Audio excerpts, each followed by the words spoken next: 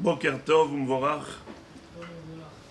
Lorsque Shabbat est rentré, on a l'obligation de faire kiddush pour pouvoir consommer quoi que ce soit. Même boire de l'eau, on n'a pas le droit avant le kiddush. Contrairement à la Havdalah.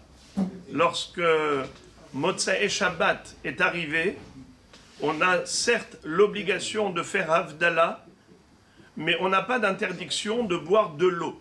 C'est la seule exception. Alors que le vendredi soir, tant qu'on n'a pas fait kiddush, on n'a même pas le droit de boire de l'eau. Comment ça se fait? Et même Ben Hashmashot, à partir du moment où on est déjà après le coucher du soleil, c'est la Shkia, même avant la sortie des étoiles, puisqu'il y a un laps de temps que l'on appelle Ben Hashmashot, entre le coucher du soleil et la sortie des étoiles, même à ce moment-là, puisqu'on c'est déjà Shabbat, on n'a plus le droit de faire des travaux, eh bien, on n'a pas le droit de boire ni de manger tant qu'on n'a pas fait kiddush. Et ça, c'est un peu bizarre. Pourquoi c'est un peu bizarre? Parce que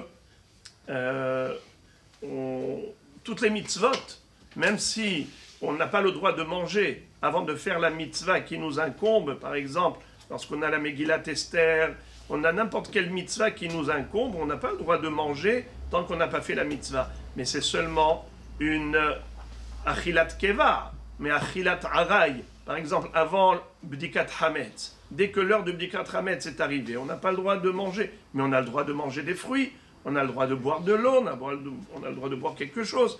Mais lorsque Shabbat est arrivé et que le Zman de Kiddush est là, eh bien on n'a même pas le droit de boire de l'eau. Comment ça se fait? Alors, il y a une explication, c'est que le Shabbat, toute consommation shabbatique, elle est considérée comme achilat kevar. C'est-à-dire qu'un jour de semaine, on distingue entre une consommation légère et une consommation importante. Shabbat, même une consommation légère, est considérée comme importante.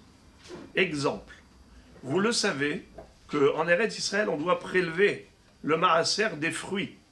Mais on a le droit de manger achilat aray, des fruits qui n'ont pas été prélevés. D'accord?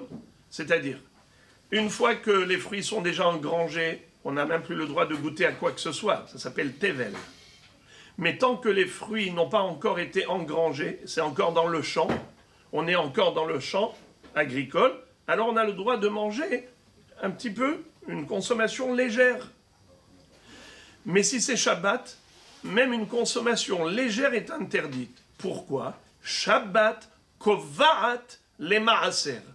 Le fait que c'est Shabbat, et Shabbat, il y a une mitzvah de manger, de boire, de se régaler, vekarata la Shabbat oneg, eh bien toute consommation shabbatique est importante.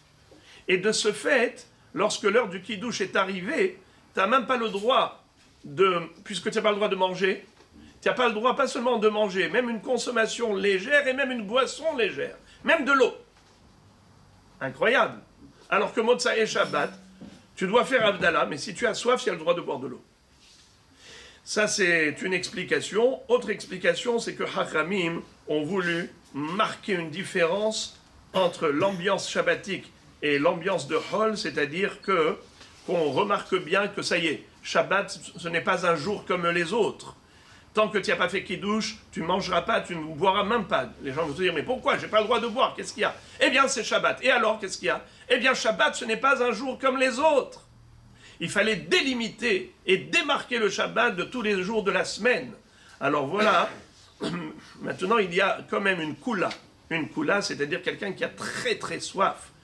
Tant que les étoiles ne sont pas sorties, bien que ce soit après le coucher du soleil, c'est Ben Hashmashot. Alors il est écrit dans le Shulchan Aruch que comme c'est Safek Yom, Safek Laila, ce n'est pas sûr encore que c'est Shabbat à 100%, c'est juste par rapport au doute où on s'abstient de travailler, mais par rapport à un besoin important, comme boire pour quelqu'un qui a très très soif, alors ce serait toléré Ben Hashmashot. Sinon, il est possible de se rincer la bouche, mais pas d'avaler. Si quelqu'un veut juste humidifier les lèvres, ce serait possible. Voilà donc pour le Inyan du Kiddush.